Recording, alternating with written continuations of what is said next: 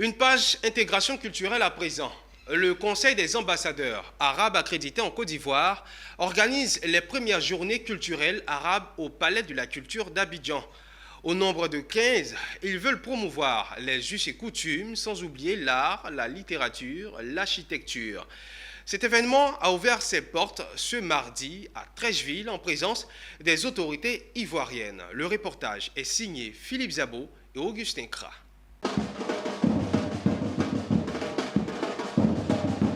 On les connaît plus à cause de leur gastronomie. En effet, qui ne connaît pas les shawarma, ces sandwichs arabes vendus dans les kebabs ou restaurants. Ou encore les beignets communément appelés fataillés. Ou enfin les merguez, ces petits saucissons qui font la fierté des pays arabes.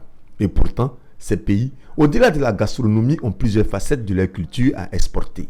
D'ailleurs, le doyen des ambassadeurs arabes en Côte d'Ivoire demande aux visiteurs d'éviter les préjugés.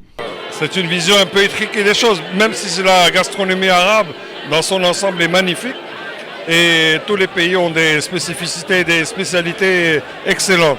Maintenant, la culture arabe est une culture millénaire qui date de milliers d'années et qui a apporté beaucoup de choses à l'humanité, entre autres l'architecture, la science, l'astrologie et j'en passe. Et donc nous avons un patrimoine extrêmement riche.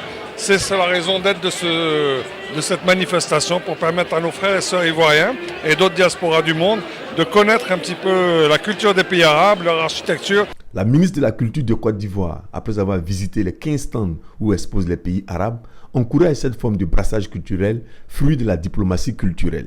La culture du monde arabe, comme vous le savez, est une culture ancestrale qui a beaucoup d'impact, qui a eu beaucoup d'impact et qui continue d'avoir d'impact sur la culture du monde entier.